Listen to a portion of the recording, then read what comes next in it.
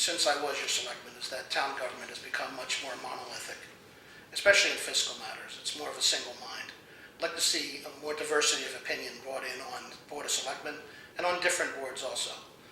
And unfortunately, when you have a town government that isn't diverse, you end up with a citizenry that's not diverse. What you want is a healthy town which has many different age groups that are able to be here long periods of time, put their children through school, and stay here after their children leave.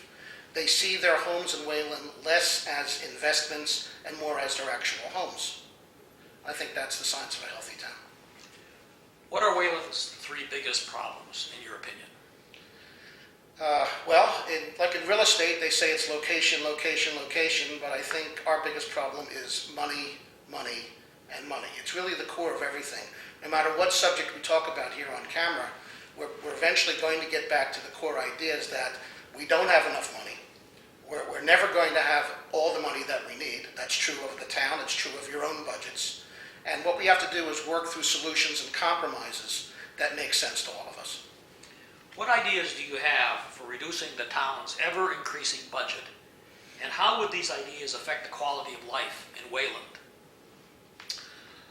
Well, that's a short question with a long answer, but I'm going to try to give you a short answer to that, and that is that we really have to look at compromise-type solutions. We can't always have everything we want whenever we want it.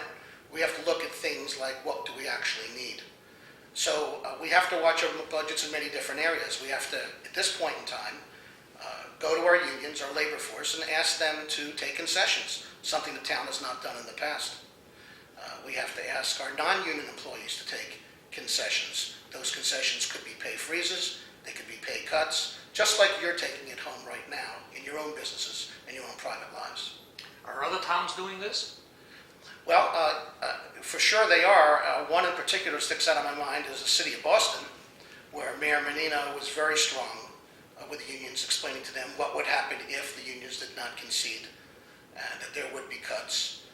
Typically, what I've noticed is that unions take a philosophy of wanting to take a body count rather than take the cuts. I wish that wasn't true, but that's what's true in real life. So you, the citizenry, have to be prepared for the fact that if we do go to our unions and are willing to take a body count, then we're going to have to be able to accept that.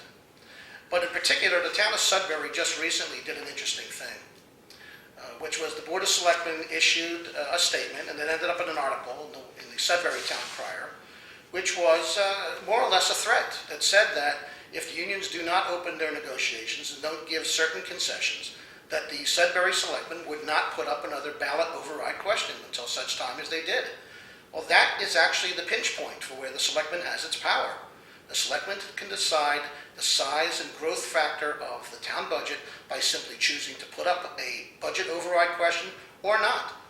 In fact, they can decide to put an underride question if they want to.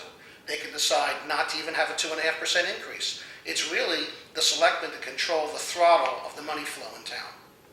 There are two ways to fix the budget problem in Wayland. One is to reduce the budget, and another might be to increase revenues. Do you have any thoughts about increasing revenues? Yeah, the first reaction of increasing revenues, I think that you're used to, Wayland, is increasing taxes. So that's not my first answer to you, okay? Unless it's increasing taxes on non-citizens, meaning there are public utility assets within the town that might be able to be taxed, and the laws may have to be changed on that. There could be a plum of money there to have gotten.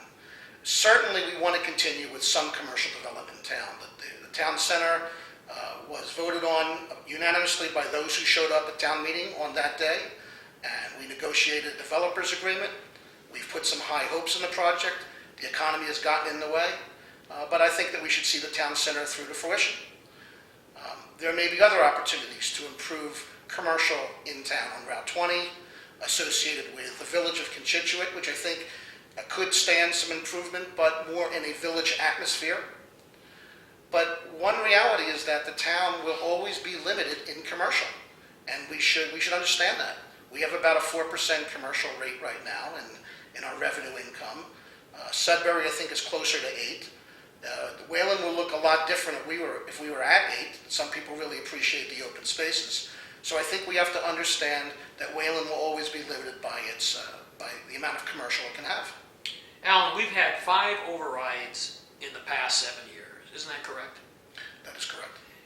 More than in any other neighboring town. Maybe even a lot more than neighboring towns, distant towns.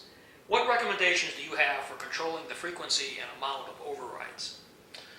Well, in fact, your statement about 5 out of 7 is true, and we're referring, of course, to operational overrides, which are permanent tax increases, as opposed to debt exclusion overrides, which are temporary. And the way the town has done that is to put up debt exclusions that counterbalance debts that's coming off the book. And in fact, and we'll talk about this later on in the series, there's a debt exclusion coming up which is tax neutral. But your question has to do with how severe our taxation rate is versus other towns. And in fact, from the research I've done is I couldn't find another town that had the record of 5 out of 7. And on top of that, Wayland has a record of not failing an operational override in 20 years. Those are pretty severe bragging rights, if I may say so. So how would we change that? And the way we would change that is, once again, is we have to change the attitude that we always have to have everything and have everything now. We have to be able to tolerate less. Now, for example, our largest labor force is in the schools, and we are very generous with our salaries. Perhaps those increases could be smaller. Suppose they could be frozen. In this time, perhaps they could be reduced. We should incorporate technology in the schools. Now, that in itself will actually reduce manpower. So there'll be less administrators, there'll be less teachers, and there'll be more technology. That's something we should be